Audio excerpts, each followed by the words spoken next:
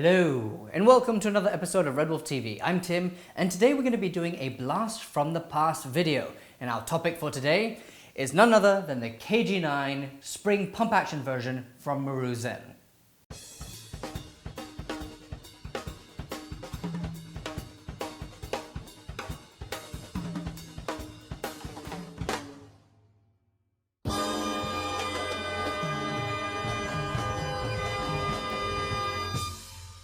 I thought it was a good idea to review the oldest airsoft KG9 out there, considering the newest one just came out, which is the RWA KG9. If you want to watch that video for the sneak preview, it just should be right here. If not, I shall continue. The KG9 was considered to be one of the premium airsoft guns, as it was a little bit expensive at just over $60 US back in the day. But you have to take into account that it was compared to other airsoft springers of lesser quality. The KG9 is constructed from many metal parts, including the entire barrel and upper receiver assembly, trigger, ejection port assembly, steel magazine, magazine release, and the sling mount. The front and rear and outer barrel tip are, however, constructed of cheaper plastic.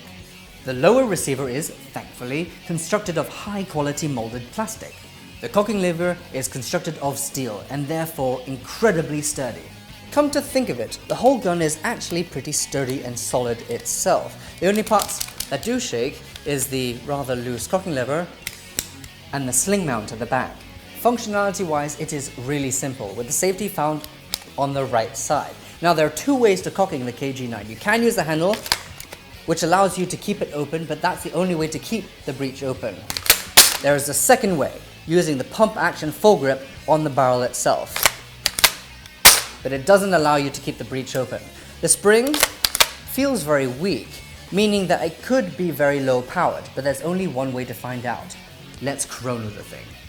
For the chrono test, we're using 0.2 gram 6mm BBs. It might have started a little bit low, but that's because the first shell was a little bit cracked.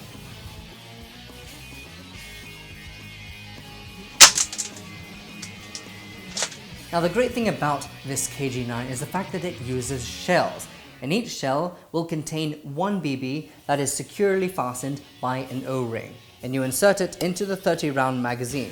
Now, the thing is with this magazine is that it starts getting stiff at around the 28-29 shell point, so you're really going to have to press it in hard with your thumb.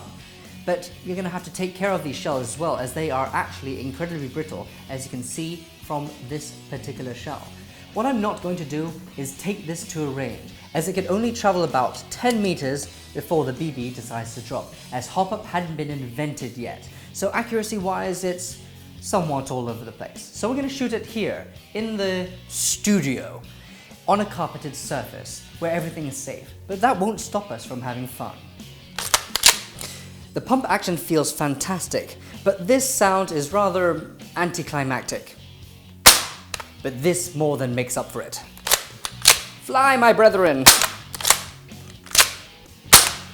Woo!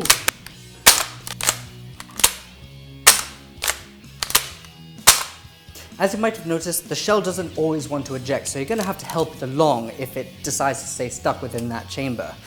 Another negative thing is the fact that you're going to have to pick those shells up. I really wish that Quake was here at the moment. So, it may not be the most powerful or accurate thing in the world, and the features may seem rather unrealistic, but it is still very fun to shoot, witnessing the shells ejecting, and it's just so cool.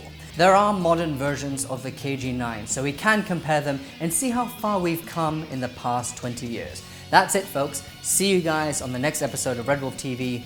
Porn Stash out.